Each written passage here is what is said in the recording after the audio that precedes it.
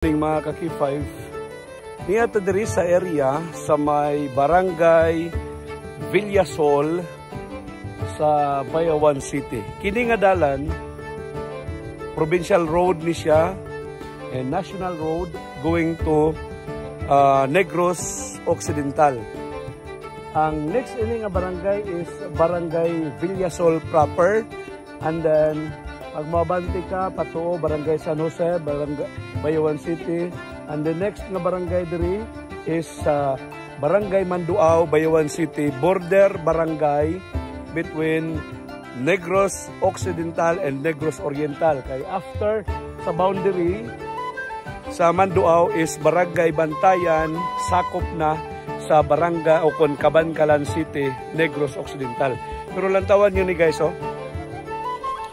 Kining dalan diri, half lane lang ang magian. No? Half lane lang ang magian kung naa ka diri. Dugay na ni actually nga na landslide, no? Ang Senado, ang Kongreso, grabe karon ang committee hearing about flood control projects, trillion of pesos nga pondo sa DPWH para sa flood control ang gilastra sa pila ka mga magbabalaod, mga proponent, o sa mga kontraktor nga maog yun na busog o niburot tungod nini nga mga proyekto. Pero lantawan ninyo ni mga ka-K5, oh. Halo. Unaog ko chutay. Unaog ko. Halo ang kuhan nila, oh. Ang ilawom anang dalan, kining nabungkag na dalan, halo. Oh. Off lane lang ang magihan. Dugay na ni, wagid na hatagan ng pagtagad. Unsafe kayo kay daghay gaagi diri nga mga buses, mga sakinan nga mo paingon ngadto sa Negros Occidental, Cabancalan, and going to Bacolod City. Pero lantawa, mga ka-K5. Lantawan yung dalan, wa na tagad. No, wa na tagad. So I hope nga antes na to uyangan ang kwarta sa gobyerno, mataga na itong pagtagad, katong yung mga karsada nga guba, katong mga lugar nga mga bako-bako pa ang dalan, rough road pa until now, nga dili na ta sa 2025, approaching 2026. Pero doon na pa yung mga kabaryuhan o mga kadalanan nga until now, wa pag yun matagad, rough road pa.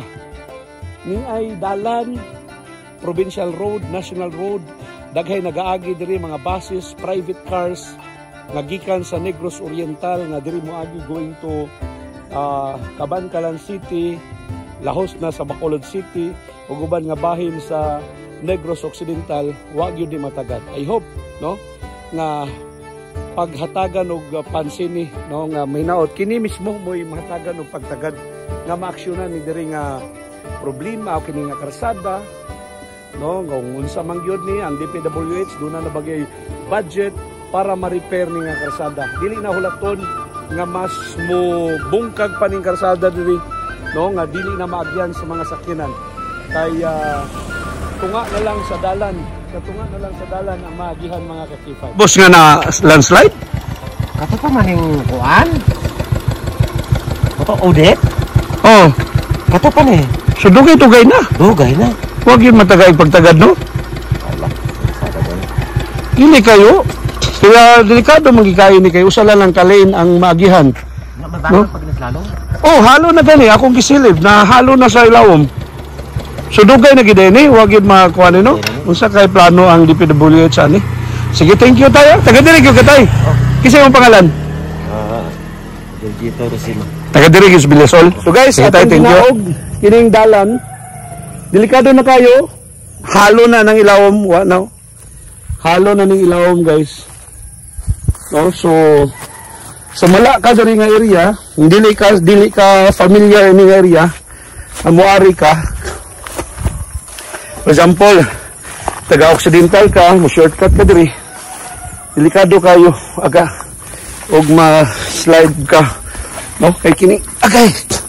Oh, batangan lagi yellow lane. So kini ilaw man ni delikado na. Wa na ni. Oh, ilaw man ni diri. Halo na ni dito. So bakante na kayo. So I hope kini mahitagan og pagtagad kaysa kanang mga pangurakot sa kaban sa gobyerno magiuna ni atong mga politiko. No, kini si K5 Randy Coronel of K5 News FM Bayawan para sa Kampiyon nga Balita, Serbisyo Publiko, Kalingawan sa Negros, ang kampiyon nga stasyon K5 News FM.